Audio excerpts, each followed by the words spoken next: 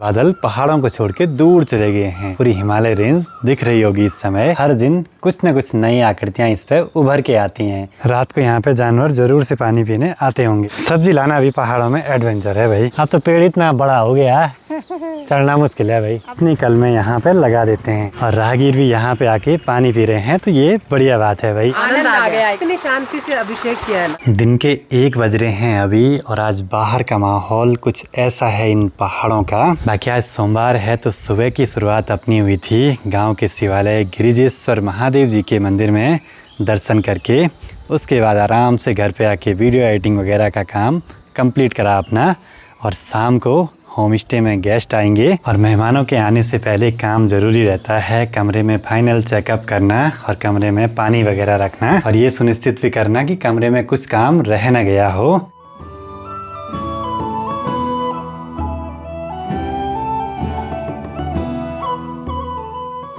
Home stay तो है बिल्कुल तैयार आने वाले मेहमानों के लिए। बाकी घर पे हमने बहुत सारे प्लांट्स वगैरह लगाए थे तो काफ़ी कुछ ख़राब हो गई है, लेकिन ये अम्ब्रेला प्लांट बढ़िया हो रहा है यहाँ। सोच रहा हूँ कि इसकी कुछ टहनियाँ निकाल के अलग अलग गमलों में लगा दूँ। बिल्कुल लो मेंटेनेंस चाहिए इसके लिए।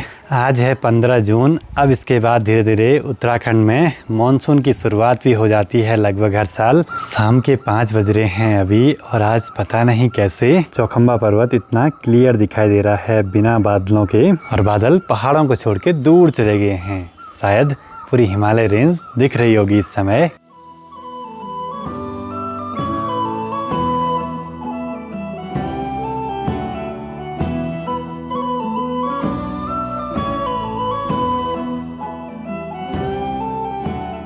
बहुत दिनों के बाद ऐसे हिमालय श्रृंखलाओं को देखने का मौका मिला है। नहीं तो आजकल सुबह जल्दी से बादल लग जाते हैं पहाड़ों में। अपने घर से चौखंबा पर्वत हमेशा दिखाई देता है मुझे और हर दिन कुछ न कुछ नई आकृतियां इस पे उभर के आती हैं।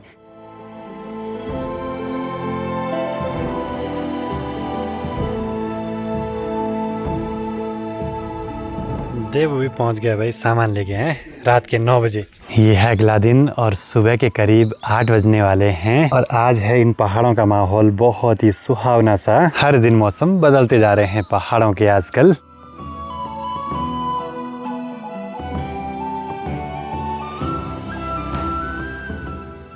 टाइम अभी 9:30 हो रहे हैं। मुझे जाना है परवाड़ी वाले घर की ओर माँ के साथ। बाकी होम स्टे पे जो मेहमान आए थे वो तो निकल रहे हैं आसपास दर्शनों के लिए मंदिरों में। बाकी आसपास खेतों में सभी लगे हैं मोया वगैरह लगाने पे।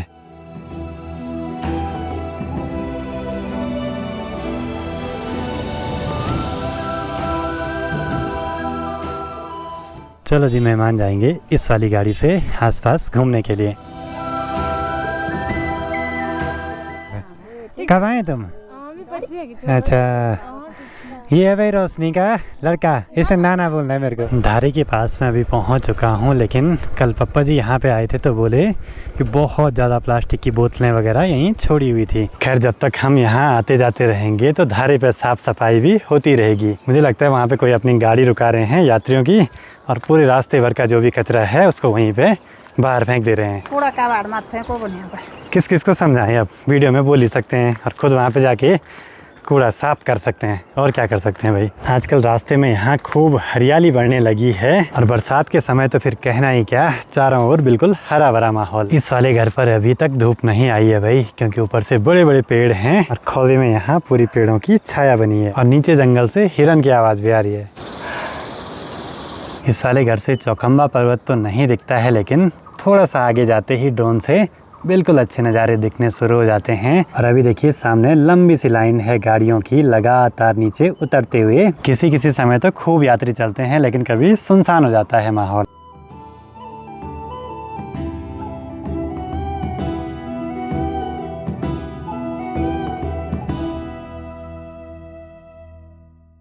इस साल मार्टे सब बर्बाद। लंगूर आए, लंगूरों ने छोटे छोटे दाने लगे थे ना, सब निकाल दिए। बस ये 2-4 दाने बचे हैं माल्टे के यहाँ। ये तेड़ू की बेल है। कनस्तर में हमें तेड़ू मिल जाएंगे शिवरात्रि के टाइम पे। फूल भी हैं, बीन्स भी हैं और माँ ने यहाँ कुछ पौध भी लगा रखी हैं छोटी छोटी। हर चीज का अच्छे से यूज करा है भाई, तसले हो चाहे कनस्तर हो। बाकी आज केदारनाथ धाम आपदा को 13 साल कंप्लीट हो चुके हैं। 16-17 की जून बहुत भयंकर तबाही हुई थी पूरी केदार घाटी और आसपास के एरिया में। उस समय पूरा बारिश का माहौल था और अभी देखिए बिल्कुल धूप लगी है और समय ना हर चीज़ को ढक के रख लेता है।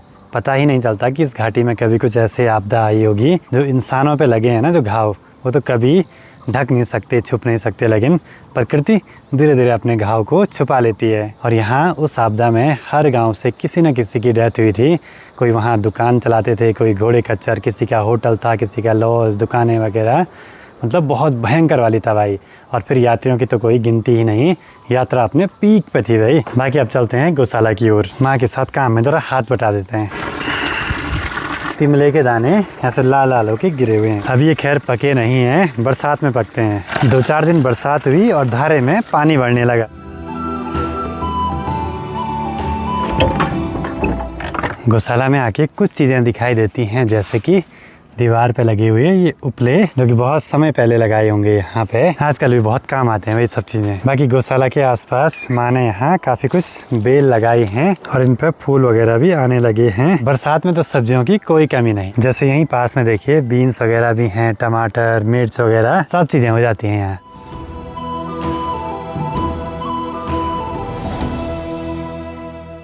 अब माँ का काम है गौशाला में गाय के लिए चारा पत्ती तैयार करना।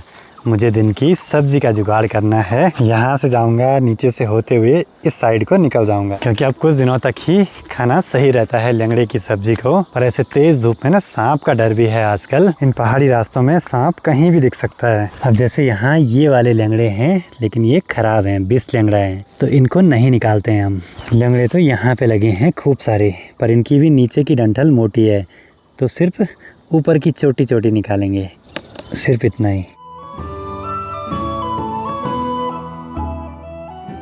अब यहाँ पर देखिए कुछ ही ज़्यादा ही पक्के हो रखे हैं, तो इनको भी नहीं निकालेंगे। आजकल जो मेहमान आते हैं उनको ऐसे कुछ घर की साग सब्जियाँ खिला लेते हैं, जो भी अवेलेबल रहती हैं आसपास। और खेत के पास में यहाँ पानी की खाल भी बनी है, धीरे धीरे पानी आ रहा है सामने से। रात को यहाँ पे जानवर जरूर से पानी पीने आते होंगे। बाकी यहाँ से तेज पत्ता भी ले चलते हैं घर की ओर। इसको भी बचपन में बहुत खाते थे हम। प्रकृति हमें बहुत कुछ दे देती है मुफ्त में, उपहार में। अब तो यहाँ के ज़्यादातर खेत बंजर होने लगे हैं, क्योंकि खेती बाड़ी पे मेहनत करके कुछ नहीं मिलता भाई। और ऐसे घने जंगल में जाने में डर भी लगता है। और यहाँ पे देखिए इंसान की हाइट के बराबर लंगड़े हो रखे भाई, बड़े बड़े। और इनके भी सिर्फ ऊपर छोटी छोटी तोड़नी है।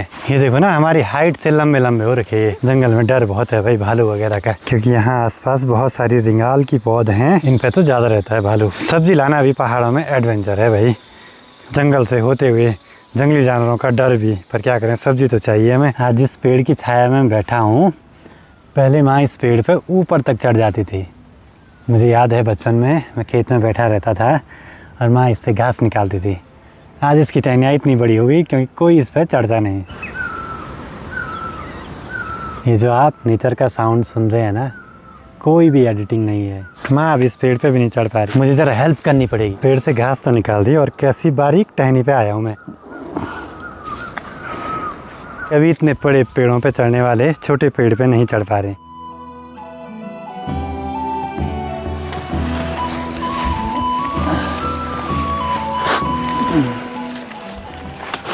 कैसा लगता है अब इस पेड़ को देख के? अरे नीचे से देखती रहती हूँ। हैं, कभी इस पर भी चढ़ते थे? पहले कितने साल पहले लगभग? अरे 8-10 साल पहले। अब तो पेड़ इतना बड़ा हो गया चढ़ना मुश्किल है भाई। अब नीचे से देखना, अब पुराने दिन याद करना। पुराने दिन याद करना। समय एक जैसा नहीं रहता है। आजकल यहाँ हो रखी है खूब सारी ये झाड़ियाँ, इनके बीच है सांप का बहुत ज़्यादा डर।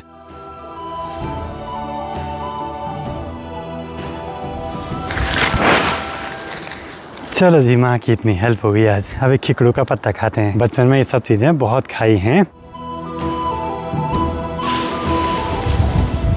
सूखी घास आजकल काम में लाई जा रही है, हरी घास के साथ मिक्स करके देते हैं। थोड़ी देर पहले तेज धूप थी और चारों ओर से आगे खूब सारे बादल। बढ़िया है भाई, नहीं तो गर्मी से हालत खराब हो रही थी।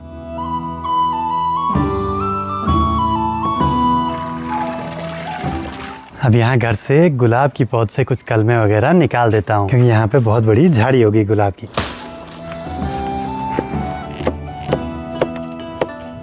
ये कुछ ऐसे वाले गुलाब हैं, बिल्कुल लाल कलर के। आजकल तो इतनी छोटी टहनी भी तुरंत से लग जाती है इनकी। बाकी घर से कुछ तुलसी के बीज भी ले जा रहा हूँ। धारे पे कुछ दिन पहले लगाए थे, लेकिन वो मिट्टी में लगाए थे। उन गमलों में डाल देंगे 2-4 बीज, होंगे तो बढ़िया बात है। एक और टाइप की तुलसी यहाँ पे है, छत पे रखी हुई। दिन के 1 भी बज चुके हैं, अब निकल पड़ते हैं नए घर की ओर वापसी। धारे के पास में आज अभी तो काफ़ी हद तक साफ सफाई है, थोड़ा बहुत प्लास्टिक है अभी। ये देखो किसी ने हमारी कलम भी निकाल दी भाई फूल की। चलो जी, कुछ इतनी कलमें यहाँ पे लगा देते हैं। अच्छी बात यह है कि जितने पौधे लगाए थे सभी हो रहे हैं धीरे धीरे, और राहगीर भी यहाँ पे आके पानी पी रहे हैं, तो ये बढ़िया बात है भाई।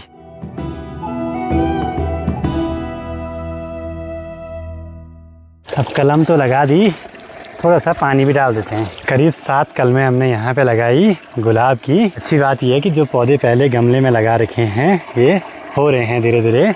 किसी ने यहाँ पे पूजन करा तो लाल पीली पिठाई भी लगा रखी है। यात्री आके पानी पी रहे हैं, खुश हो रहे हैं। सबकी मेहनत रंग ला रही है। चलो जी, धारे का काम तो अभी हुआ पूरा। मुनसुना मार्केट बिल्कुल सुनसान दिन के टाइम पे। घर के इस रास्ते में गेट के पास में लगाने हैं खूब सारे फूल। कभी तो खिले रहते हैं, लेकिन आजकल सब सूख गए, और कुछ कल में तो लगा भी रखी हैं, और आज भी ले आया हूँ तो इनको भी लगा देंगे। शाम के 5 बज रहे हैं अभी। मुझे जाना है शिवालय में, साथ ही मेहमान भी आएंगे, और जो कल में ले आए थे उनको भी लगा देंगे आज वहाँ पर।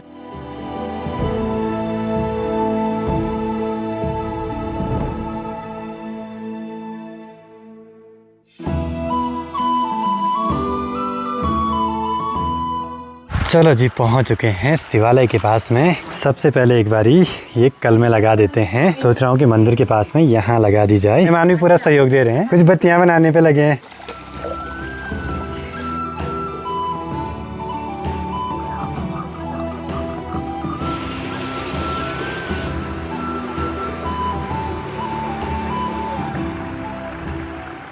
शाम के 6:15 बजे सनसेट भी बस होने ही वाला है यहाँ से। कैसा लगा आपको दर्शन करके? बहुत ही बढ़िया, आनंद आ गया एकदम। आनंद, शांत, इतनी शांति से अभिषेक किया है ना, हाँ। बहुत आनंद मतलब आ गया। किसी चीज का शोर नहीं। नहीं, बहुत ही वातावरण बिल्कुल श्रद्धा एकदम। की बुद्धि दिवल है यात्री घुमाने तो मुड़ा है भाई। अरे बाना तो पड़ो है। ओ चलो जी, मंदिर में दर्शन भी हो गए। अब निकल पड़ते हैं घर की ओर वापसी। अच्छी बात यह है कि 3 दिन लगातार यहाँ शिवालय में आना हुआ, इससे बढ़िया बात और क्या हो सकती है। जो अपने गेस्ट हैं शिवालय में जाके दर्शन करके खुश हो गए भाई। बोले इतना शांत माहौल कहीं नहीं मिलता आजकल। अपने गांव के छोटे छोटे बच्चे, सब छोटे बच्चे लगे हैं खेल खेलने में। हेलो, कैसे हो?